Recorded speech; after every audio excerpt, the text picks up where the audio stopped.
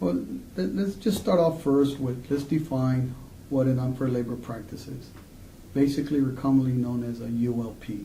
I'm not sure if you have already been exposed to that or not, but if you haven't, you will probably hear the term ULP more than you'll hear the full unfair labor practice. But basically, a ULP is a violation of the statute, Chapter 71 of Title 5 USC.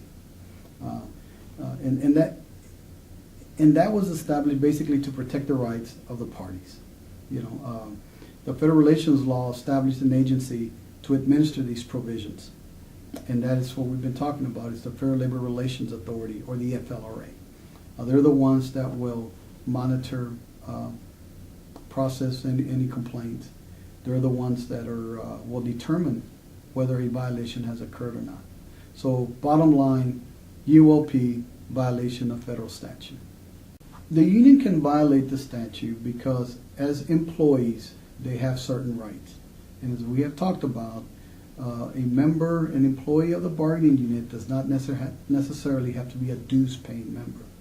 But the union is still, under the statute, required to represent those employees.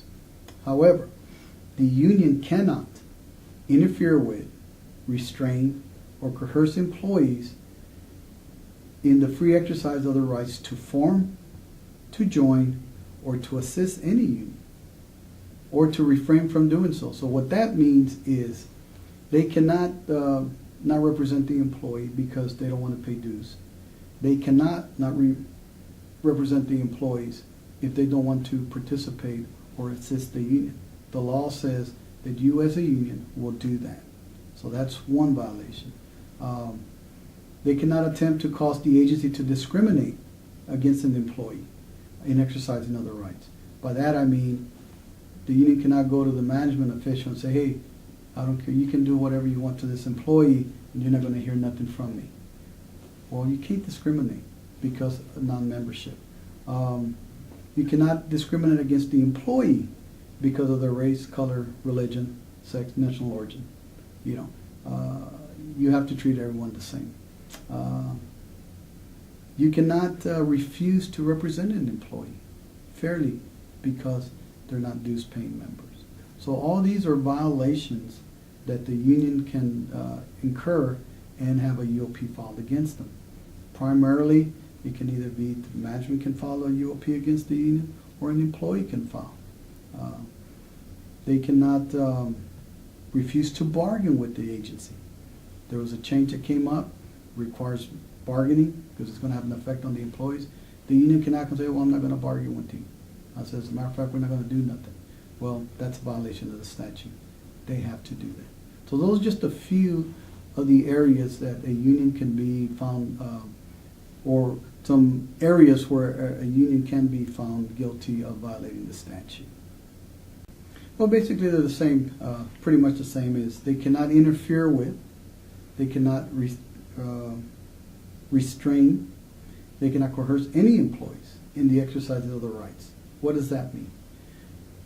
He cannot hold anything against an employee for wanting to be part of the bargaining unit, for joining, being a dues-paying member, maybe being a representative. Can't do that. You cannot encourage or discourage membership to an employee about the union. You cannot.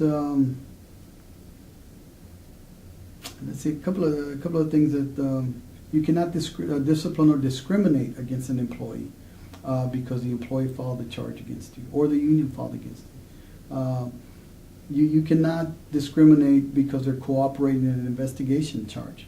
For example, they testify against management. You can't hold them against them. And when we talk about discrimination, we're not necessarily talking about discrimination limited to race, color, creed, or national origin, but we also need to be careful that because they are part of the bargaining unit, that we don't start treating them differently. I.e., an employee comes in late, it's not part of the bargaining unit, you may excuse it. But because employee B is a dues-paying member involved with the union actively, might even be a union steward, you decide to take some type of action because of a few minutes late. Those are the other types of discrimination that, although they're not considered part of the legal definition of it, but you can't treat those employees differently. You must treat them equally. You have to stay neutral.